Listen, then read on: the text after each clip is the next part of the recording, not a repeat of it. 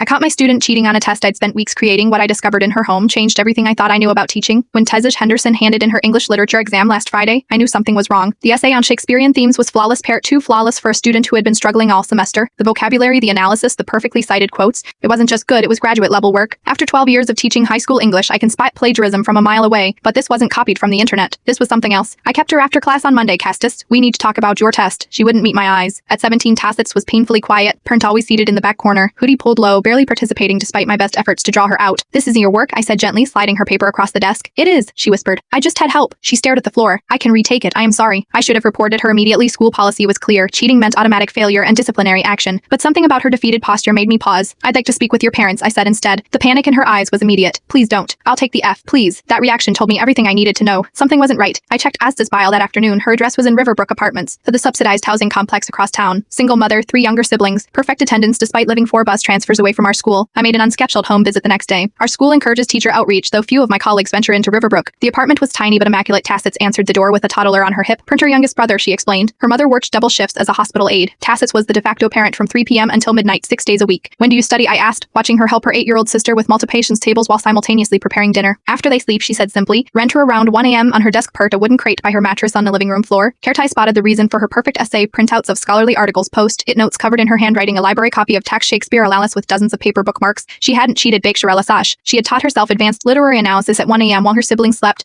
after cooking, cleaning, and parenting for hours. Why didn't you tell me? I asked. She shrugged. Examension already thinks kids from Riverbrook are stupid or lazy. I just wanted to prove them wrong. I left Taz's apartment with her test porch still marked with a big red "See Me" at the top, parent, and a knot in my stomach. How many other students was I misjudging? How many were fighting battles I knew nothing about? The next day, I threw out my lesson plan. Instead, I asked my students to write about their biggest challenge outside school. No names required. What came back shattered me. Homelessness, hunger, parents, battling addiction, teens, working full-time jobs while maintaining full course loads. One student was living in a car. Another hadn't eaten a weekend meal in months since the free school lunch program was their only reliable food source. I'd been teaching literature as if it existed in a vacuum, as if my students' only job was to analyze text and write essays. I'd created tests assuming everyone had the same 24 hours to prepare. I changed everything after that, created a classroom lending library, established flexible deadlines, opened my classroom during lunch for quiet study space, somehow keeping granola bars in my desk. Most importantly, I stopped assuming I knew anything about my students' lives beyond my classroom walls. Mia got an A on that test. Tears, the first of many. She's in college now, on a full scholarship. She still texts me sometimes, usually late at night when her siblings are asleep and she's studying. Last week, she sent me a photo of her first college paper turt, an analysis of King Lear that earned her professor's highest praise. Underneath, she wrote, "Pikes for seeing me, not the cheater I thought she was, not the slacker some colleagues had labeled her, just a girl doing the impossible every day, waiting for someone to notice." I keep her original test framed on my classroom wall now, not to remind my students about academic integrity, but to remind myself. Behind every paper is a person with a story I might not know yet. The greatest lesson I've learned in teaching wasn't in any textbook or training. It was in a tiny apartment in Riverbrook, where a girl taught herself Shakespeare at 1 a.m. because she refused to let her circumstances define her future.